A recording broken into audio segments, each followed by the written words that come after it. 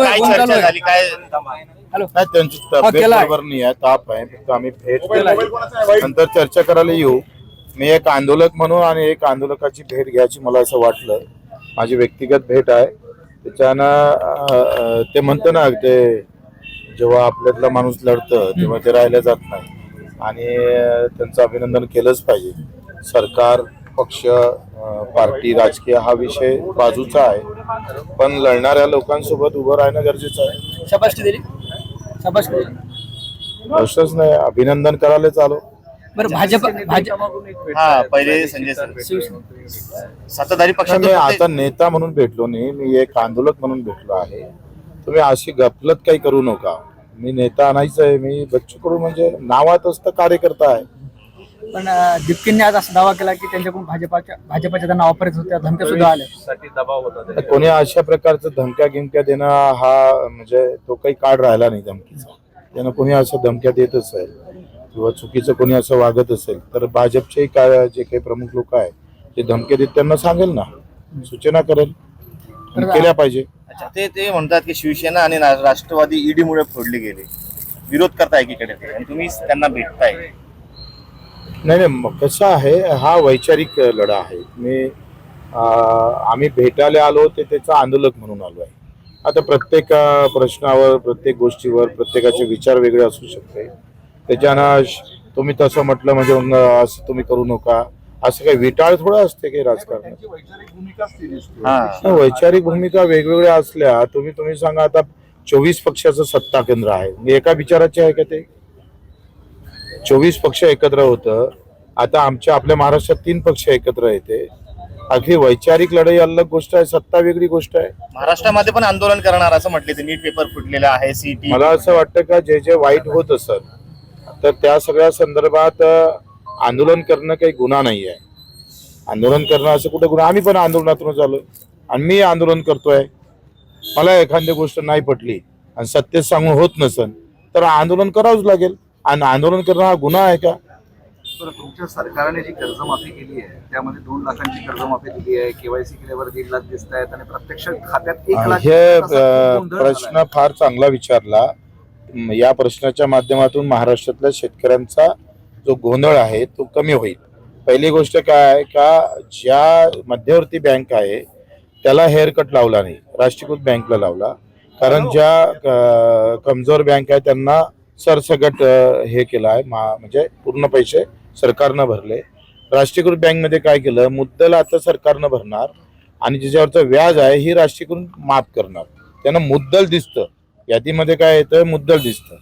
आता व्याज का दिसत नाही? कारण ते बँक माफ करणार आहे, त्याच्यानं पैसे पूर्णच माफ होईल. पण गोंधळ म्हणजे दिसत अंतर, ते व्याज नाही तेवढं, मूळ रक्कम मधलं रक्कम कमी दिसते. नाही, लक्षात घ्या, कुठं काही तसा एकंदरीत सर्क्युलर काय आहे का, मुद्दल सरकार भरेल आणि त्याच्यावरचं व्याज आहे ते बँक माफ करेल, म्हणजे सगळंच माफ होईल. बँकेने फक्त असं सांगितलं व्याज तुम्हाला भरावंच लागेल. नाही, बिलकुल नाही. असं बरं नाही. कुठला मॅनेजर काही वागत असेल तर त्याच्या कानपडीत आणायला मी आहेच ना शिल्लक. ते बँकेला जेव्हा सरकार पैसे देईल तेव्हा ती बँक भरेल. नाही, असं नाही आहे. तुम्ही लक्षात घ्या का, हा विश्वासाची गोष्ट आहे ना. अगदी जेव्हा बँकेनं ती यादी, सरकारनं जी यादी बँकेला दिली, अर्थातच पैसेच दिले असा. त्याच्यानं असं कुठं झालंय का बाबा यादी दिली आणि सरकारनं पैसे दिले नाही. तर तसे छत्रपती शिवाजी महाराज आणि महात्मा फुले मधले काही नावं सुटले होते, ते काही 60-65 कोटीची तरतूद आता होणार आहे, त्यांना ते दिल्या जाणार आहे, तर काही अडचणीत येणार नाही. मूळ मुद्दा समजून घ्यायची गोष्ट अशी आहे का, असं कुठं होत असेल का, मूळ रक्कम माझी कर्ज माझ्यावरचं 2 लाख आहे पण यादीमध्ये फक्त 1.5 लाख दाखवतं, तर हे त्याचं 1.5 लाख माफ होईल असं नाही, त्याचं पूर्णच माफ होईल. आगामी काळात दिपके शेतकऱ्यांसाठी सुद्धा आंदोलन उभं करणार आहेत तुम्ही सुद्धा? चांगली गोष्ट आहे. मला असं वाटतं का शेतकरी हा विषय एका राज्याचा नाही, पूर्ण देशाचा विषय आहे. कारण जे पण धोरणं होतात ते केंद्र स्तरावर होते आणि त्याच्यामुळं तोही निर्णय अखेरी जे कमी आहे, आंदोलन म्हणजे काय तर कमी आहे ते सरकारला दाखवून देणे, तो आळसा दाखवून देणे. आणि ते दाखवणं म्हणजे चूक आहे का? फक्त आता कोणी सत्तेतले माणसं, मी आता विधान परिषद मध्ये गेलो, मी विधान परिषद मध्ये दाखवतो. जे विधान परिषद मध्ये नाही, खासदार नाही, आम्हाला ते रस्त्यावर येऊन दाखवतोय. पण तुम्ही मीडियावाल्याला तुम्हाला मला हे समजत नाही. आंदोलन म्हणजे गुन्हेगार म्हणजे तुम्ही असं त्याला गुन्हेगार करून टाकलं का? असं करणार काय, तसं करणार काय, असं होणार का, मग तुम्ही अडचणीत येणार काय? आंदोलन करणार गुन्हेगार कसा असू शकतो? नाही, आंदोलन तुम्ही एवढा संकोच विचार का करता? तुम्ही ते आंदोलन करताय आणि तुम्ही सत्ताधारी आहे आणि आंदोलकामुळे नेहमी म्हणजे सत्ताधारीच अडचणीत येतात, म्हणून हा तुम्ही प्रश्न तुम्हाला सांगा, तुम्ही विचारला. एक सांगा, अडचणी हा विषय अलग आहे. आंदोलकाला एखादा आंदोलन सोडण्यासाठी आखरी चर्चा महत्वाची असते का नाही? मग एखादा आंदोलन आणि सत्तेधारी एकत्र येतात याचा अर्थ हा चर्चेचा मार्ग म्हणावा का? नाही, चर्चा संपलं. आंदोलन आता ते राजीनामा झाला. माझा असा विचार आहे का ते आता यंत्रणा मजबूत झाली पाहिजे, कारण परीक्षा ह्या तत्व सगळे वापरूनच झाल्या पाहिजे.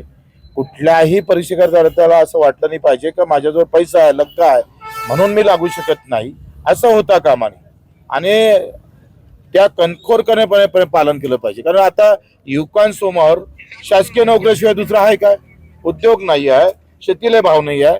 म्हणजे हाय ती नोकरी जर आम्ही पाहतो व्यवस्थित भेटत नसेल तर वाद ते आंदोलन करावंच लागेल, केलंच पाहिजे. आज आपने अभिजीत जी से मुलाकात की, क्या कहेंगे? मैं अभिनंदन करने जो राहत मिलेगी देश के युवाओं को, तो मुझे अच्छा लगा. मैं व्यक्तिगत रूप से उनका अभिनंदन करने आया हूँ. आप भी सत्ता पक्ष के हैं और उन्होंने सरकार के खिलाफ- सत्ता पक्ष है बोले ऐसा थोड़ा है. मैं पाकिस्तान अमेरिका तो नहीं हूँ, मैं यहाँ का हूँ. नहीं, लेकिन मैंने ऐसा तो सरकार- नहीं है कि सत्ता पक्ष वालों ने ये नहीं करना चाहिए, वो नहीं करना चाहिए, ऐसी कोई आचार संहिता तो नहीं है. आप अगर है भी तो भी पोची गुड़ तोड़ने वाला है. आप भी आंदोलन में से आए हुए नेता हैं, काफी सारे आंदोलकों पे जो है अभी भी केस किए जा रहे हैं, आप क्या कहेंगे? मैं बिल्कुल, देखो मेरे पर 350 गुने दाखिल है, तो उसमें का आंदोलन है तो गुना दाखिल होंगे. आपको थोड़ी ऐसा थोड़ा है कोई आपको पावनचार देने वाला है कि भाई ये मिठा लो आपने आंदोलन किया, ऐसा तो हो नहीं सकता. ओके. दागिना है तो